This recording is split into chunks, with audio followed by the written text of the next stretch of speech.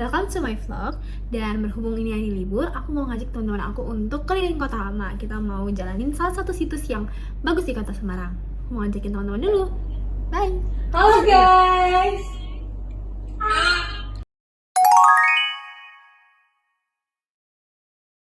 Ini kan lagi libur nih, aku mau ngajak kalian ke kota lama. Pada mau nggak? Mau. Oke, ayo. Ayo.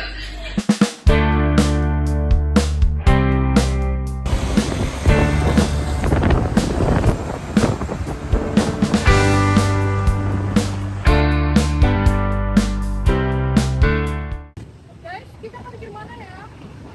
Sini mbak, parkir ini mbak. Silakan parkir ini. Go.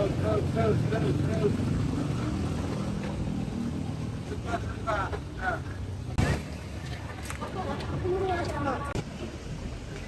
Pak, ini 15.000 ya pak? 15.000, mahal banget. Kan parkir motor biasanya 2-3 ribu doang. Kalau udah ini pak, kalau nggak mau kita sebentar aja. Tempat ini nggak ada parkirnya ya? Ini biar cepet aja mbak. Kalau nggak mau kita apa-apa.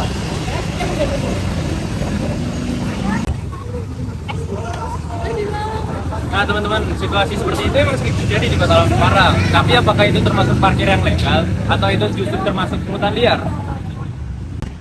Parkir sebenarnya bukan hal yang salah. Pemerintah boleh saja memungut retribusi parkir sebagai sumber pendapatan daerah. Parkir menjadi pungli apabila yang pertama, tarifnya melebihi ketentuan. Yang kedua, tidak ada karcis parkir. Yang ketiga, tidak dilakukan oleh orang yang berwenang. Yang terakhir, tidak masuk ke kas daerah. Hal seperti itu memang sering terjadi di kawasan wisata Kota Semarang. Salah satunya Kota Lama Semarang. Hal itu mengakibatkan masyarakat dirugikan dan hilangnya pendapatan daerah. Berdasarkan kasus tersebut, kita ketahui dalam otonomi daerah bahwa pemerintah daerah memiliki kewenangan untuk mengatur parkir di wilayahnya. Hal ini diatur dalam Undang-Undang Pemerintah Daerah, di mana pemerintah kota berhak membuat aturan mengenai lokasi parkir, tarif parkir, juru parkir resmi, dan sanksi bagi pelanggarnya. Artinya, parkir yang sesuai tarif resmi dan disertai karcis adalah retribusi daerah yang sah. Tetapi, jika ada orang yang meminta uang parkir melebihi tarif dan tanpa izin, maka itu termasuk pungutan liar. Pungli parkir bertentangan dengan tujuan otonomi daerah. Seharusnya, kewenangan daerah digunakan untuk meningkatkan pelayanan masyarakat, bukan malah dimanfaatkan oleh oknum. Mengapa pemerintah berhak mengatur tentang parkir? Dalam sistem otonomi daerah, pemerintah memiliki hak untuk mengatur urusannya sendiri, termasuk retribusi parkir. Dalam Undang-Undang Nomor 23 Tahun 2014 tentang pemerintahan daerah, diatur juga mengenai urusan perhubungan dan lalu lintas. Oleh karena itu, pemerintah Kota Semarang berwenang untuk membuat aturan, menentukan tarif parkir, dan menindaklanjuti tindakan parkir liar. Di Kota Semarang, tarif parkir diatur dalam Peraturan Daerah Kota Semarang tentang retribusi jasa umum dan diatur dalam Peraturan Wali Kota Daerah Semarang tentang tarif parkir. Contohnya, dalam kehidupan sehari-hari, normalnya tarif parkir untuk motor 2 hingga 3.000 dan 5.000 untuk mobil, serta wajib hukumnya untuk mendapatkan karcis dari juru parkir. Namun, jika juru parkir mematok tarif yang lebih tinggi dari yang sudah diatur dan tidak memberi karcis, maka pungutan tersebut tidak sah dan bisa disebut sebagai pungutan liar. Tahu gak sih, Ram? Dampak dari pungutan parkir liar tuh banyak banget tau. Oh iya? Iya, dampak dari pungutan parkir liar tuh banyak banget. Tidak hanya masyarakat yang memang dirugikan karena membayar parkir lebih mahal, tapi juga pemerintah daerah yang memang uang dari pungli itu yang seharusnya masuk ke dalam kas daerah tapi masuk ke kantong sendiri.